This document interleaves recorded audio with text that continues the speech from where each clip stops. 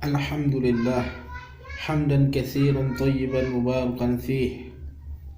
أشهد أن لا إله إلا الله وحده لا شريك له وأشهد أن محمدا عبده ورسوله.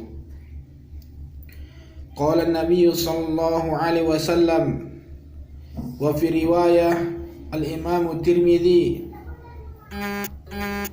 وأحمد وغيرها: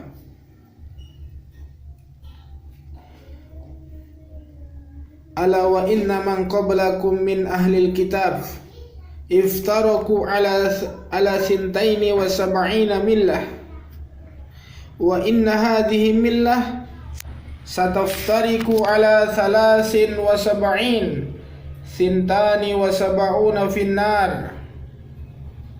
وواحدة في الجنة وهي الجماعة. Ikhwani fiddin, kaum muslimin yang dimuliakan Allah Subhanahu wa taala. Kabar ataupun berita dari Nabi sallallahu alaihi wasallam, umat akhir zaman akan terpecah belah menjadi beberapa golongan. Dalam hadis ini Nabi sallallahu alaihi wasallam menerangkan kepada kita semua bahwasanya orang-orang ahlul kitab, yakni Yahudi dan Nasrani, agama mereka terpecah menjadi 72 kelompok. Wa inna hadhihi millah, sesungguhnya agama ini, kata Nabi alaihi salatu wasalam, sataftariku ala 73. Sesungguhnya agama Islam akan terpecah menjadi 73 kelompok, 73 golongan. Sintani wa sab'una finnar, 72 terancam neraka. Wa wahidatun fil jannah, ya. Hanya satu kelompok, hanya satu golongan yang masuk ke dalam surga. Wahiyal jamaah, mereka adalah al jamaah, kata Nabi alaihi salatu wassalam. Ikhwani fillah rahimakumullah, ini merupakan kabar ataupun berita dari Nabi kita sallallahu alaihi wasallam bahwasanya umat Islam akan berkotak-kotak, akan berkelompok-kelompok, akan berorganisasi-organisasi di akhir zaman nanti. Padahal ketika Nabi sallallahu alaihi wasallam berkata seperti ini di hadapan para sahabat, Islam masih satu. Islam masih berpegang teguh dengan Al-Quran dan hadis. Sehingga para sahabat ketika mendengar Nabi SAW bersabda seperti itu, para sahabat pun langsung bertanya kepada Nabi SAW, "Man hum ya Rasulullah? Man hum ya Rasulullah? Siapa mereka ya Rasulullah yang satu golongan tersebut, yang satu kelompok yang tersebut, yang kau jamin mereka masuk ke dalam surga?" Dalam hadis ini disebutkan wahiyal jamaah. Wa fi riwayatin, dan di dalam riwayat yang lain, ya, riwayat Al-Imam Tirmidzi, ya, hadis ini telah disahihkan oleh Al-Imam Albani rahimahullah di dalam kitab Shahihul Jami', ya. Kulluhum finnar illa milatan wahidan. Kulluhum finnar illa milatan wahidatan ma ana alaihi wa ashabi. Semuanya di neraka, kata Nabi sallallahu alaihi wasallam, kecuali millah yang satu, kelompok yang satu. Siapa mereka? Ma ana alaihi wa ashabi. Apa saja pada hari ini yang berpegang teguh dengan sunnahku dan sunnah kalian para sahabatku. Siapa yang mengikutiku dan mengikuti para sahabatku, itulah yang satu kelompok yang selamat yang disebutkan oleh Nabi sallallahu alaihi wasallam. Maka adapun hari ini kita akan membahas secara terperinci ada beberapa jalan yang harus hendaknya ditempuh bagi seorang muslim, terkhusus di akhir zaman ini, agar kita termasuk daripada golongan yang dijamin oleh Nabi Shallallahu Alaihi Wasallam. Karena banyaknya sekali kelompok-kelompok Islam di negeri kita, banyaknya sekali pemahaman-pemahaman orang, banyak sekali organisasi-organisasi Islam, sehingga kita sebagai orang yang awam terkadang kita bingung mana sebenarnya yang benar. Yang satu mengatakan halal, yang satu mengatakan haram, yang satu mengatakan boleh, yang satu mengatakan tidak boleh. Mana yang sebenarnya yang pantas atau yang patut kita ikuti? Mana yang selamat yang kita ikuti? Karena banyaknya perbedaan-perbedaan tersebut.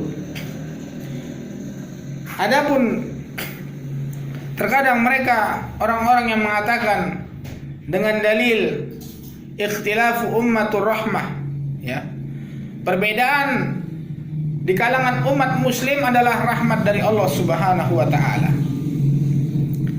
Hal ini tidaklah benar ya ikhwani fillah yang dimuliakan Allah Subhanahu wa taala. Kalau kita berdalil dengan ini, perkataan ini bukanlah hadis, ya, bukan juga ucapan orang-orang yang mumpuni ilmunya. Akan tetapi ini adalah ucapan-ucapan yang tidak didasari dengan ilmu.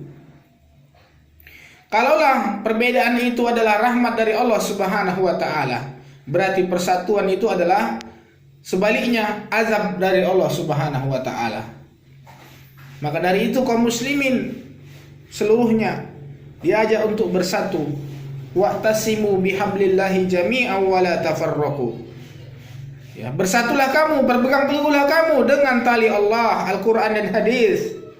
Wala tafarraqu, dan janganlah kamu bercerai-berai, janganlah kamu berkelompok-kelompok, janganlah kamu berorganisasi-organisasi, keluar daripada kelompok dan keluar daripada organisasi tersebut. Setiap kelompok, setiap organisasi, setiap pemahaman, mereka mengaku merekalah yang paling benar. Inilah kelompok kami yang benar, kamilah ahlu sunnah. Organisasi inilah ahlu sunnah. Ya, berbeda dengan organisasi. Ini adalah perkara dunia. Jadi tidak apa-apa kita untuk berorganisasi. Ya, ini subuhat-subuhat orang-orang yang mencari-cari pembenaran diri mereka. Tetapi hari ini kita akan membacakan tentang jalan-jalan orang yang menempuh jejak Nabi dan para sahabatnya. Atau lebih ringkasnya kita sebut adalah minhajul firqatin najiyah. Minhaj, ya, jalan kelompok yang selamat. Apa yang ditempuh oleh mereka sehingga mereka dijamin oleh Nabi Shallallahu Alaihi Wasallam untuk masuk ke dalam surga. Yang pertama, al-firqatun najiyah hiya allati taltazimu minhajar Rasul sallallahu alaihi wasallam fi hayatihi wa minhaja ashabihi min ba'dih wa huwa al-Qur'anul Karim alladhi anzalallahu ala rasulih. Jalan yang ditempuh oleh kelompok yang selamat ialah mereka senantiasa iltizam, ya, sungguh-sungguh betul-betul di atas jalannya Rasul Sallallahu Alaihi Wasallam dan di atas jalannya para sahabat. Wa fi hayatihi wa minhaja ashabi min ba'dihi. Di dalam kehidupan mereka, mereka selalu berusaha untuk mencontoh Rasul, mencontoh akhlaknya, mencontoh kepribadiannya, ya. Tidak hanya sekedar semangat tidak menentu, semangat untuk menyalah-nyalakan orang, semangat untuk berdebat dalam agama. Ya, sebenarnya ini adalah dilarang oleh Nabi Shallallahu Alaihi Wasallam. Akan tetapi mereka adalah seorang ahlu sunnah, mereka betul-betul, ya, mengikuti jejak Nabi dan para sahabatnya. Ini yang pertama, mengikuti sunnah Nabi dan sunnahnya para sahabat di dalam kehidupan mereka.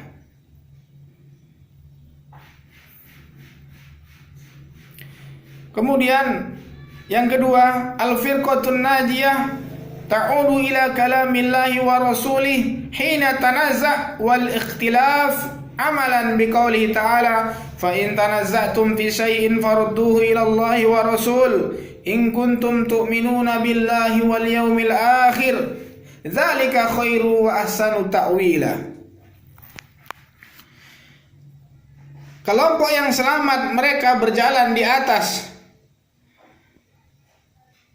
ketika mereka berselisih pendapat ya terhadap teman yang berselisih atau tidak sepaham dengan gurunya, maka seorang ahlu sunnah wal jamaah, kelompok yang selamat tersebut, mereka berpegangan dengan firman Allah Subhanahu wa taala di dalam surah An-Nisa ayat yang ke-59.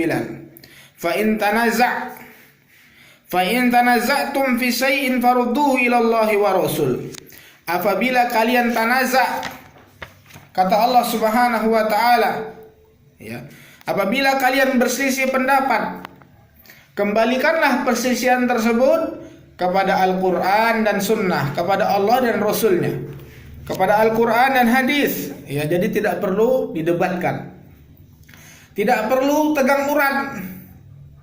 Nah, dia yang benar, kamu yang salah, tidak perlu seperti itu. Malah mana yang memiliki dalil yang kuat di dalam Al-Qur'an, di dalam hadis sesuai dengan pemahamannya para sahabat, itulah yang seharusnya kita pegang. Jangan mentang-mentang udah merasa tua, sudah merasa ustadz, ya, tidak mau disalahkan, tidak mau ditegur, tidak mau dinasihati, apalagi yang menasihatinya itu adalah seorang muridnya atau lebih muda darinya. Ini adalah bukan jalannya seorang ahlu sunnah. Berarti lebih mementingkan ego dirinya atau harga dirinya daripada kebenaran yang diturunkan oleh Allah Subhanahu wa taala dan Rasulnya. Dan juga Allah Subhanahu wa taala berfirman dalam surah An-Nisa juga ayat selanjutnya. Allah Subhanahu wa taala mengatakan fala rabbika la yu'minuna hatta yuhaqqimuka fima shajara bainahum thumma la yajidu fi anfusihim harajan mimma qadaita wa yusallimu taslima.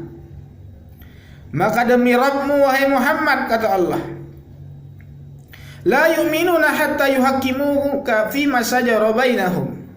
Tidak beriman seseorang sehingga dia berhukum dengan hukum wahai Muhammad terhadap perkara apa saja yang mereka persisihkan. Kemudian tidak didapati dalam jiwa-jiwa mereka orang-orang yang beriman tersebut rasa haraja, yaitu rasa keraguan, tidak puas terhadap hukum yang dibuat oleh Allah Subhanahu wa taala dan Rasulnya. Mimma qadaita wa yusallimu taslima. Kemudian mereka itu terhadap hukum Allah dan Rasulnya pasrah sepasrah-pasrahnya. Ridho seridho-ridhonya terhadap ketentuan yang dibuat oleh Allah Subhanahu wa taala. Walaupun ketentuan tersebut terkadang tidak menguntungkan diri mereka pribadi, akan tetapi hukum Allah Subhanahu wa taala yang tertera di dalam Al-Qur'an, dalam hadis Nabi sallallahu alaihi wasallam, itu adalah ketentuan yang amat dan sangat baik bagi seluruh umatnya, bagi seluruh hamba-hamba Allah Subhanahu wa taala. Ini adalah jalannya ahlu sunnah. Ketika mereka terjadi perselisihan, mereka kembalikan kepada Al-Quran dan As-Sunnah, ya. Kemudian yang ketiga,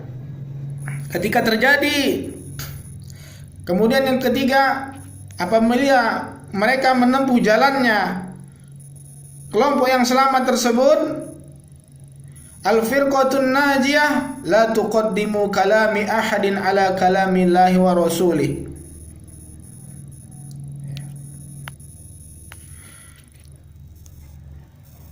Kelompok yang selamat tersebut, kata Nabi sallallahu alaihi wasallam, ya, kata Allah Subhanahu wa taala dalam surah Al-Hujurat, ya, mereka tidak akan pernah mendahulukan perkataan seseorang sebelum perkataan Allah dan Rasulnya, ya.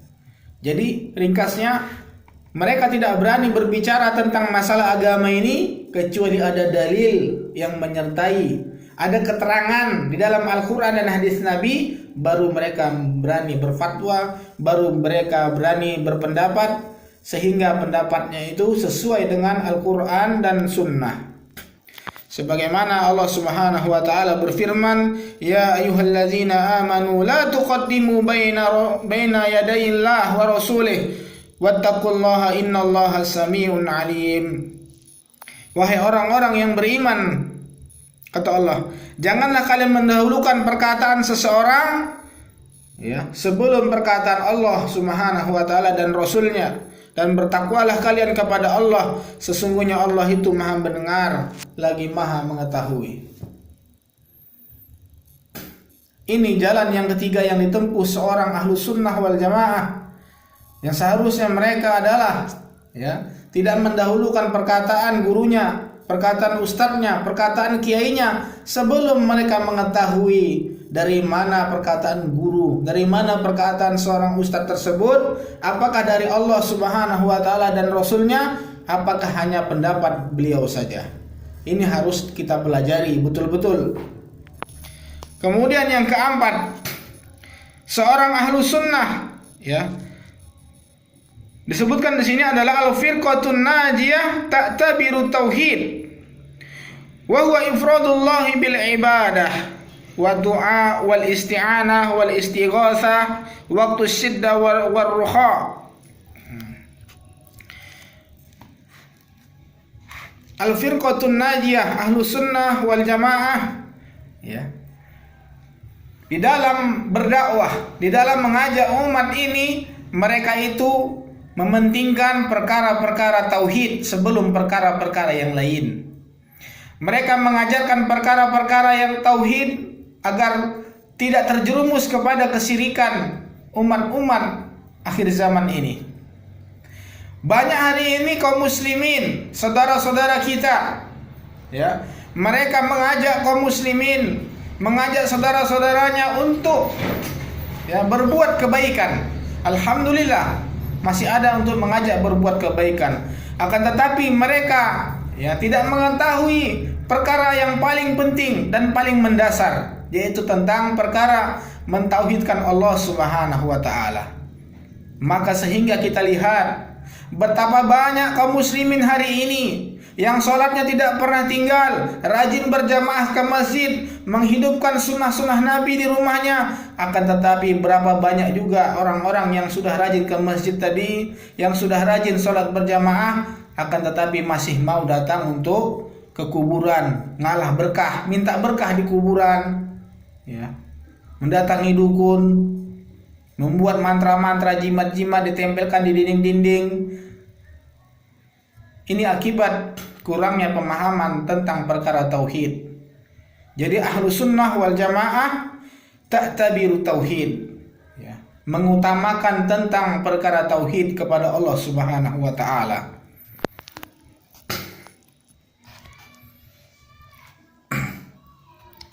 Ini jalan yang keempat, perkara tauhid yang paling utama. Dan sebagian kaum muslimin, kita tambah sini sedikit lagi, sebagian kaum muslimin di antara mereka ada yang sibuk dengan urusan di pemerintahan keagamaan. Kita buat negara kaum muslimin, negara Islam. Kita buat khilafah Islam. Akan tetapi apa? Mereka tidak mengenal Allah Subhanahu wa taala, tidak mengetahui bagaimana mentauhidkan Allah Subhanahu wa taala. Sibuk dengan urusan-urusan yang sebenarnya itu adalah tidak menjadi target utama dakwahnya Nabi sallallahu alaihi wasallam. 13 tahun lamanya Nabi sallallahu alaihi wasallam berdakwah di Mekah adalah memperbaiki akidah tauhid kaum kafir Quraisy. Seperti itu perjalanan Nabi sallallahu alaihi wasallam secara ringkas. Kemudian yang kelima yang ditempuh oleh seorang ahlu sunnah wal jamaah agar ia termasuk golongan daripada yang dijamin Nabi sallallahu alaihi wasallam untuk masuk ke dalam surga adalah al-firqatun najiyah yuhyuna sunan Rasulillah sallallahu alaihi wasallam fi ibadatihim wa sulukihim wa hayatihim fa asbahu ghuraba baina qaumihim. Ahlu sunnah wal jamaah Siapa sebenarnya ahlu sunnah wal jamaah? Mereka adalah orang-orang yang menghidupkan sunnah-sunnah Nabi SAW di dalam peribadatan mereka. Salat dari mulai takbir sampai salam, mereka mencari bagaimana sebenarnya takbirnya Nabi, bagaimana rukuknya Nabi, bagaimana bacaan Nabi salat. Mereka dasari dengan dalil, bukan dengan ikut-ikutan di dalam peribadatan mereka. Wasulukihim wahayatihim, ya, tingkah laku mereka sesuai dengan Nabi, di kehidupan mereka sesuai dengan Nabi. Fa asbahu ghuraba baina qaumihim, sampai-sampai mereka itu apa? Terlihat asing oleh masyarakat setempatnya. Nah, terlihat aneh pun. Ya, celananya cingkrang sendiri. Dibilang orang lah kebanjiran. Ya, jenggotnya panjang. Dibilang orang lah kambing, sebentar lagi untuk korban kata mereka. Nah, yang perempuan kayak ninja katanya. Terlihat asing. Jamaah yang dimuliakan Allah, kaum muslimin, dimanapun Anda berada yang mendengarkan rekaman ini. Siapapun orang yang mengikuti sunnah-sunnah Nabi SAW di akhir zaman ini, maka kata Nabi SAW, al-ghuraba, mereka akan terlihat asing, terlihat aneh di tengah-tengah masyarakat yang rusak seperti ini. Siapa hari ini yang menjalankan sunnah Nabi pasti akan terlihat asing, akan dikucilkan oleh orang-orang kebanyakan di antara masyarakat. Sehingga Nabi SAW bersabda dalam hadis yang diriwayatkan oleh Al-Imam Muslim, kata Nabi SAW, innal islama bada ghariban wa sayaudu ghariban kama bada fatuba lil ghuraba. Sesungguhnya Islam itu, kata Nabi SAW, ya, datangnya Islam itu ke kota Makkah ya terlihat asing. Ketika Nabi SAW ya sendirian membawa dakwah agama Islam, maka orang-orang pun aneh. Qul huwallahu ahad, kata Nabi. Katakan Allah itu Esa, ya satu. Orang-orang aneh. Tuhan segini banyaknya. Ada Lata, ada Uzza, ada Manan, Tuhan banyak. Kok tiba-tiba dakwah ini dibilang Nabi Tuhan itu satu, Allah saja. Terlihat aneh. Fatuba lil ghuraba, maka nanti akhir zaman, kata Nabi SAW, agama Islam akan asing kembali. Bahkan di tengah-tengah orang Islam sendiri, agama itu terlihat asing, terlihat aneh. Karena apa? Karena orang-orang Islam sekarang ini tidak mau mempelajari agamanya. Tidak mau mempelajari agamanya. Lihat anak-anak kaum muslimin hari ini. Banyak yang mereka itu sekolah, ya, dikasih pendidikan-pendidikan yang jauh daripada agama Allah Subhanahu wa taala. Kita lihat di sekolah SD, SMP, SMA, berapa menit cuman pelajaran agamanya. Itu kaum muslimin kebanyakan yang belajar di situ. Bagaimana setelah mereka dewasa, tua nantinya?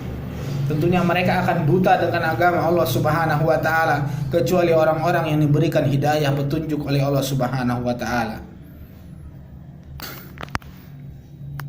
Jadi jalan yang kelima ini adalah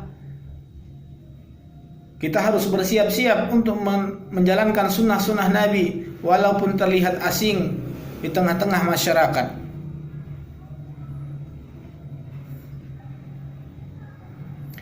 Kemudian jalan yang keenam, al-firqatun najiyah la tata'assabu illa li kalamillahi wa kalami rasulih al-ma'sumul ladzi la yantiqu 'anil hawa.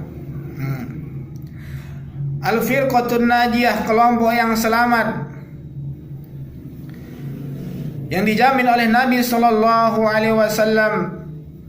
Mereka senantiasa tidak akan pernah ta'assub, taklid buta, kecuali ya kepada Allah dan Rasulnya, kepada Al-Quran dan hadis. Ketika mendengarkan Al-Quran, hadis yang sahih, mereka orang-orang yang beriman, orang-orang ahlu sunnah wal jamaah, hanya cukup mengatakan sami'na wa ata'na. kami mendengar dan kami taat. Didengar firman Allah, kita kerjakan. Didengar hadis-hadis Nabi SAW, kita laksanakan. Jadi tidak pernah ta'assub ya kepada ucapan-ucapan orang. Karena ucapan seseorang, ucapan guru, ucapan para ulama sekalipun, ya ulama sekalipun, mereka itu tidak maksum, mereka itu hanyalah manusia. Kullu bani Adam khata' wa khairul khata'in at-tawwabin. Ya, setiap anak Adam itu sering salah, kata Nabi SAW. Dan sebaik-baik orang yang berbuat kesalahan adalah yang mau bertobat kepada Allah Subhanahu wa taala. Sehingga Al-Imam Malik mengatakan, laisa ahadun ba'dan Nabi sallallahu alaihi wasallam illa yu'khadhu min qawlihi wa yutraku illa Nabi sallallahu alaihi wasallam. Tidaklah ucapan seseorang, kata Imam Malik rahimahullah, tidaklah ucapan seseorang itu ya kecuali bisa diambil dan bisa ditinggalkan ucapannya, kecuali Nabi sallallahu alaihi wasallam. Ya. Ucapan guru, ucapan ustadz, ucapan ulama-ulama, apalagi ulama-ulama akhir zaman ini, apalagi yang mengaku-ngaku ulama, ya, itu sama sekali bisa kita tinggalkan ucapannya, kecuali ada hadis, ya, terhadap ucapan yang tersebut. Ada hadis yang sahih.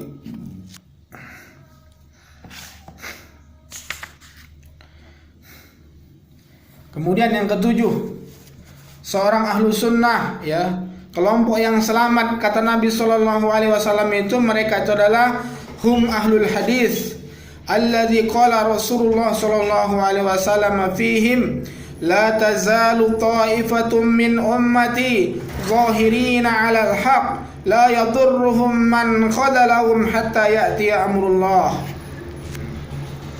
Kelompok yang selamat mereka itu adalah ahlul hadis. Ya, mereka sering disebut ahlul hadis. Kenapa mereka disebut ahlul hadis? Karena mereka sedikit-sedikit bicaranya hadis. Mana hadisnya? Mana dalilnya? Seperti itu. Dan alhamdulillah Nabi SAW mengkabarkan kepada kita di dalam hadis yang diriwayatkan oleh Al-Imam Muslim. Kata Nabi SAW, la tazalu ta'ifatum min ummati zahirina 'alal haqq. Senantiasa akan ada sampai akhir kiamat nanti, kata Nabi SAW. Senantiasa akan ada ta'ifatum min ummati, satu kelompok dari umatku, zahirina 'alal haqq, yang mereka terang-terangan di atas kebenaran, yang mereka bersemangat di atas kebenaran, ya, tidak takut-takut, ya. Zahir, nampak jelas, ya. Di kampung-kampung terlihat nampak orang-orang yang menghidupkan sunnah Nabi, ya, celananya cingkrang, ya, pakai jenggot, pakai jubah. Ini adalah pakaian-pakaian Nabi SAW. Kan tidak pernah kita bayangkan Nabi itu apa? Ya, Nabi itu pakai jas, pakai dasi, pakai sepatu licin, celananya musbil, atau Nabi itu pakai pakai baju batik. Itu kan tidak ada. Yang namanya Nabi SAW itu apa? Ya, pakai serban, pakai jubah putih, celananya cingkrang di atas mata kaki. Zahirina 'alal haqq, ya, terang-terangan di atas kebenaran. La yadurruhum man khadalahum, tidak berbontoran, ya, tidak ada rasa ketakutan oleh seorang ahlu sunnah wal jamaah bagi orang-orang yang mencela mereka. Jadi mereka itu sabar, tetap kokoh, walaupun kata orang, ya, sebentar lagi ini akan nanti dikorbankan, diejek, dicemooh. Tidak ada mereka rasa gentar. Hatta ya'ti amrullah, sampai datang keputusan Allah Subhanahu wa taala. Sampai tegaknya hari kiamat. Alhamdulillah akan masih ada terus satu kelompok tersebut sampai akhir zaman ini. Maka carilah kelompok yang mereka berdakwah bukan di atas nama kelompoknya, Tapi mereka mengajak umat, berdakwah untuk umat di atas Al-Quran dan hadis Nabi sesuai dengan pemahaman yang benar, yakni pemahamannya sahabat, tabi'in, atba'ut tabi'in. Seperti itu. Patokannya adalah Al-Quran dan As-Sunnah. Kemudian yang kedelapan, Al-firqatun najiyah tahtarimul a'immatul mujtahidin wa la tata'assabu liwahidin minhum bal ta'khudul fiqh min al-Qur'an wal hadis as-sahihati wa min aqwalihim jami'an idza waqiful hadis as-sahih. Naam. Al-firqatun najiyah, Ahlus Sunnah wal Jamaah, ya, jalan yang ditempuh yang kedelapan ini adalah tahtarimul a'immatil mujtahidin, ya. Mereka Ahlus Sunnah wal Jamaah memuliakan imam-imam mujtahidin, ya, mereka hormati, mereka ambil pendapatnya, ya. Siapa mereka? Imam-imam al-mujtahidin, imam yang empat yang terkenal. Al-Imamu Hanafi, Imam Hanafi, Al-Imamu Malik, ya, Imam Malik, Imam Syafi'i, Imam Hambali, ya, imam-imam al-mujtahidin. Wala tata'assabu liwahidin minhum, dan mereka tidak ta'assub kepada salah satu pendapat imam tersebut. Apabila pendapat keempat mazhab ini, ya, sesuai dengan Al-Quran dan hadis yang sahih, maka itu kita ambil pendapatnya. Jadi tidak harus saya mazhab Syafi'i saja, nggak mau yang lain. Ada orang mazhab Hambali, saya ikut Hambali saja, tidak mau mazhab yang lain. Tidak seperti itu patokannya. Banyak dai-dai umat Islam hari ini tidak paham hal seperti ini. Tetap patokan kita itu adalah Al-Quran dan hadis. Karena nanti di sana imam-imam yang mazhab yang empat itu mereka berselisih pendapat. Nah, tentunya kita melihat argumen-argumen daripada keempat imam tersebut. Mana mereka yang menggunakan hadis, dalil yang kuat, ya, tentunya dengan syarat-syarat ilmu hadis, penilaian hal tersebut. Misalnya, ya, pendapat misalnya kunut di waktu subuh, ya, kunut di waktu sholat subuh. Al-Imam Syafi'i, ya, telah mensahihkan hadis tentang kunut subuh, sementara imam-imam yang lain, yang tiga tersebut, mendoifkannya. Bahkan hadis itu adalah mungkar, kata Imam Malik, gurunya Imam Syafi'i. Jadi kalau kita telaah, ya, hadis-hadis, ternyata hadis yang dibawakan Imam Syafi'i untuk mensahihkan hadis kunut subuh tersebut adalah hadis yang dhaif, karena lemah dari sisi sanad hadisnya. Nah, ini panjang ceritanya, ya, kalau kita mau lihat. Jadi kita tidak taklid kepada salah satu pendapat imam, kita itu taklid kepada dalil yang dibawakan oleh imam tersebut, bukan taklid kepada pendapatnya. Kalau udah Imam Syafi'i mau aja, kalau imam yang lain gak mau, sehingga seperti itu. Tidak, seorang Ahlus Sunnah wal Jamaah menghormati imam-imam mujtahidin tersebut.